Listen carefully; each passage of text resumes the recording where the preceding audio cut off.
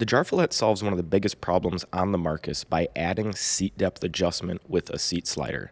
But even with this addition, I still think the seat on the Markus is more comfortable. It's softer and feels more spacious to me than the Jarvjallet.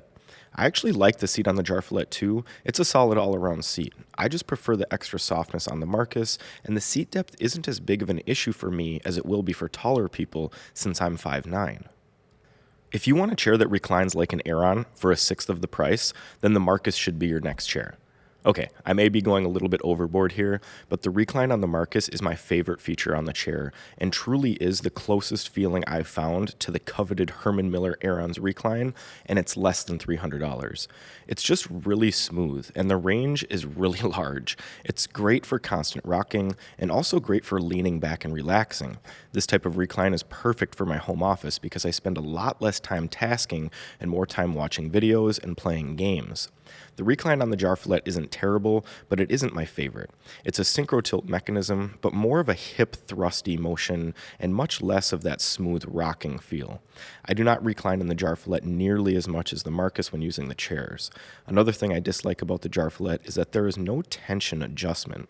I think the tension is a bit too loose when I use the chair, but I can't fix it like I can on the Markus.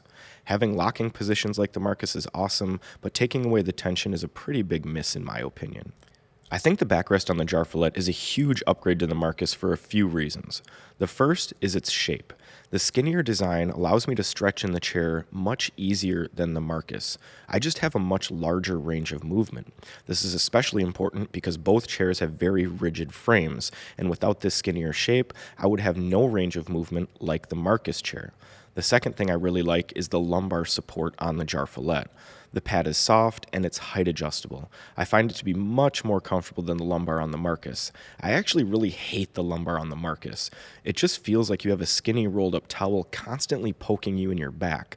I think the chair would be a lot better without it, and it's the biggest reason why I wouldn't want to use this chair as a daily driver. The Jarvjallet actually has a very useful and comfortable lumbar system as compared to the Markus, and I could definitely see myself using that daily. The headrest is the final thing that is noticeably better on the Jarvjallet as compared to the Markus simply because you get height adjustment. The pillows are very similar and they're meant to be used in the same way, but the Jarvjallet ensures that it can be properly positioned. The arms on these chairs are about as different as you can get. The Markus gives you fixed height arms with a small amount of padding. The Jarvjallet gives you height and depth adjustment, but the arm pads are small and hard plastic. To be honest, both options are pretty terrible.